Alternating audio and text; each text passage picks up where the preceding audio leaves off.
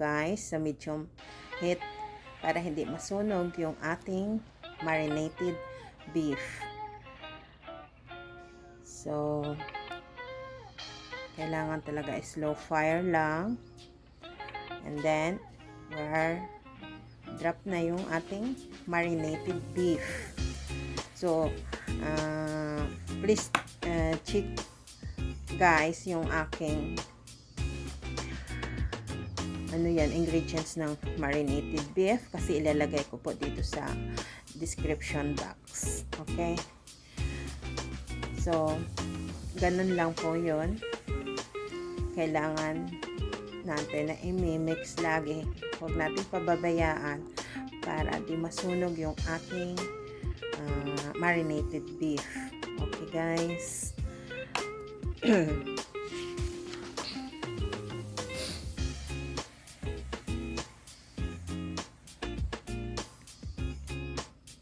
Stir fry lang po ito until golden brown siya. Okay guys, ganun lang.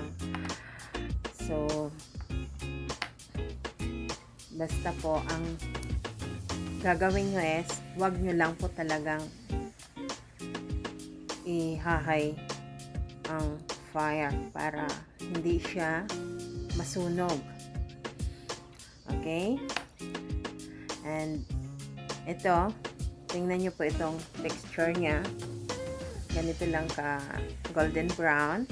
And then, it's almost ready. And isisit aside lang natin habang ini-stir fry naman natin yung ating boiled noodles. Ito guys, naglagay ako dito ng it's about 2 tablespoons of sesame oil. Kung meron kayong sesame oil, kung wala naman, pwede naman guys ang canola oil. And then, ito, nilagay ko na nga yung boiled rice noodles. So, medyo maliliit lang kasi guys yung, hindi broad yung nabili ko ng rice noodles. Pero okay na, kasi basta rice noodles lang, diba? E gano'n naman po yung ating, yung ating beef chow fun. Diba? Kailangan rice noodles talaga yon. So, ito, huwag din pababayaan guys, and i-mix din natin hanggang parang siya, yung hindi naman sunog. And then, I adding 1 onions. Slice nyo po siya ng thinly.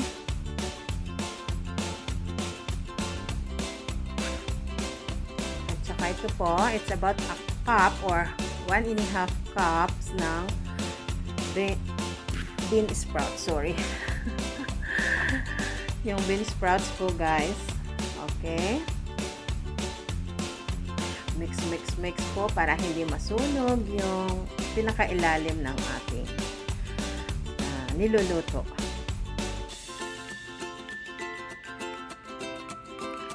Tsaka ito, nag-add po ako. I adding a 2 tablespoons of oyster sauce and 1 tablespoon of dark soy sauce.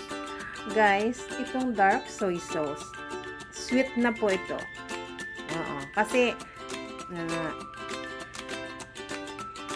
kung wala yon, you can add po 1 tablespoon of masculado, ano ba yun? Mascubado.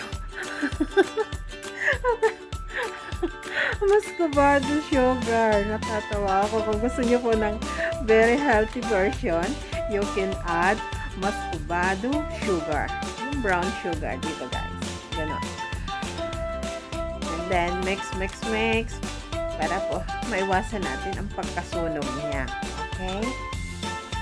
So, I adding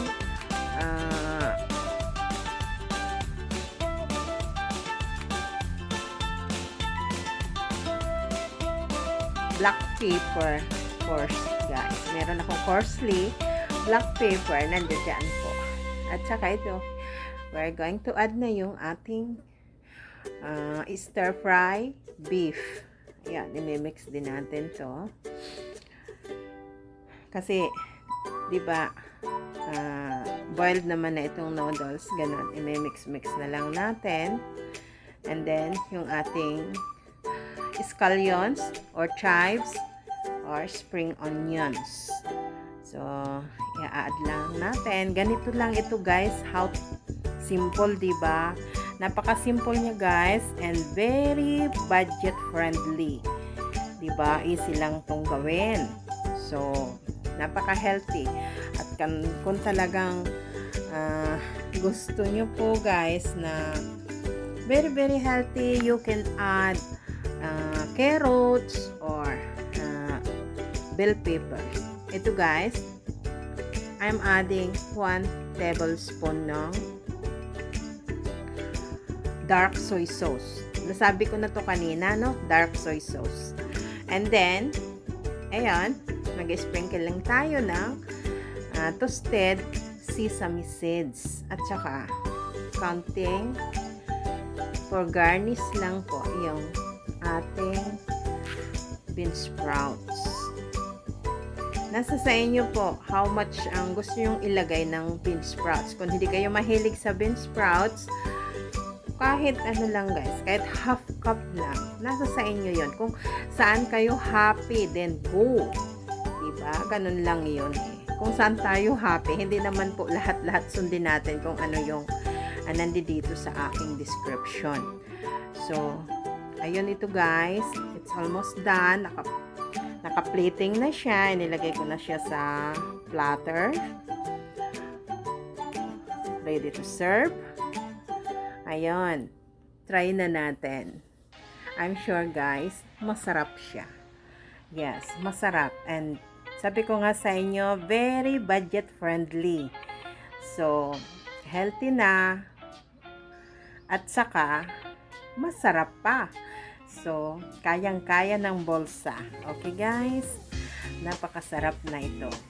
So, yun ang ating menu for today. Okay, guys? Beef Chow Fun. It's a Chinese Beef Chow Fun. So, nasa sa inyo na lang kung anong gusto nyong mga ingredients ang ilalagay. Okay, guys? So, napakasarap, diba? So, ayun nga, guys. Enjoy. Happy cooking. God bless. And stay safe. At saka pala, guys, sabi ko nga sa inyo, remind ko ulit, bakit ako parang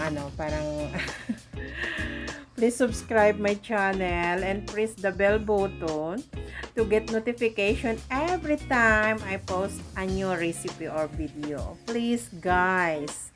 Okay, para po lagi nyong mapapanood ang aking mga videos. Please lang. Okay, guys. And also, please follow my FB page, Isabel Cooking as well. Okay? Bye-bye!